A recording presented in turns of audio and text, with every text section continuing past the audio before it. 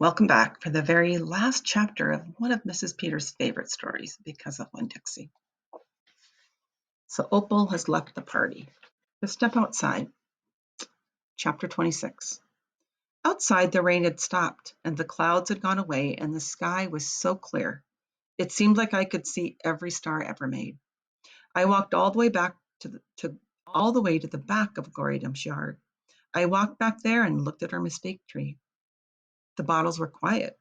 There wasn't a breeze, so they were just hanging there. I looked at the tree, and then I looked up at the sky. "Mama," I said, just like she was standing right beside me, "I know 10 things about you, and that's not enough. That's not near enough. But Daddy is going to tell me more. I know he will, now that he knows you're not coming back. He misses you, and I miss you.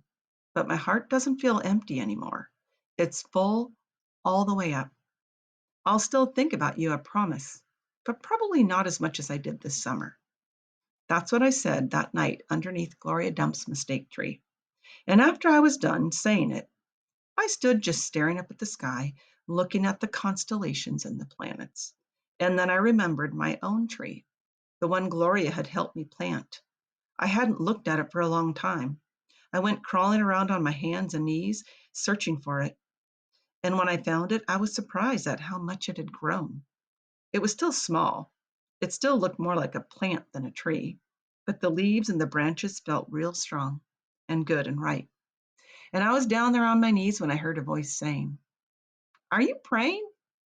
I looked up. It was Dunlap. "No," I said, "I'm not praying. I'm thinking." He crossed his arms and looked down at me. "What about?" he asked. "All kinds of different things," I said. "I'm sorry that I called you and Stevie bald-headed babies." "That's all right," he said. "Gloria told me to come out here and get you." "I told you she wasn't a witch," said Opal. "I know it," he said. "I knew it all along. I was just teasing you." "Oh," I said. I looked at him close. It was hard to see him good in the dark yard. "Ain't you ever going to stand up?" he asked. "Yeah," I said. And then he surprised me. He did something I never in a million years thought a Dewberry boy would do. He held out his hand to help me up, and I took it. I let him pull me to my feet. "I'll race you back to the house," Dunlap said, and he started to run. "Okay," I shouted, "but I'm warning you, I'm fast." We ran, and I beat him. I touched the corner of Gloria Dump's house right before he did. "You shouldn't be running around in the dark," said Amanda. She was standing on the porch looking at us. "You could trip over something."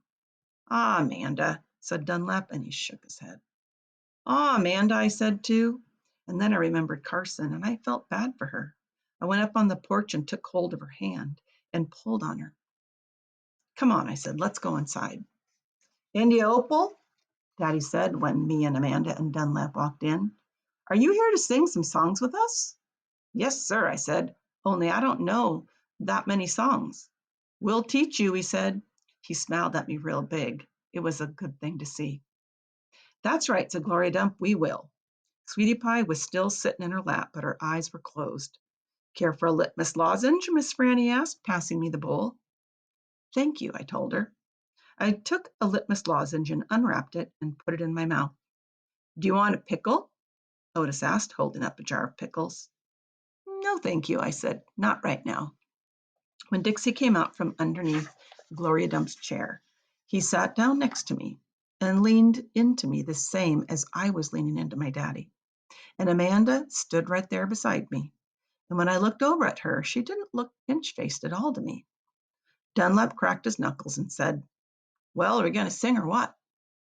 "Yeah," Stevie echoed. "Are we going to sing or what?" "Let's sing," said Sweetie Pie, opening her eyes and sitting up straight. "Let's sing for the dog."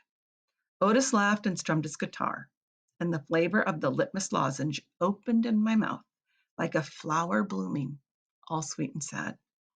And then Otis and Gloria and Stevie and Miss Franny and Dunlap and Amanda and Sweetie Pie and my daddy all started to sing a song.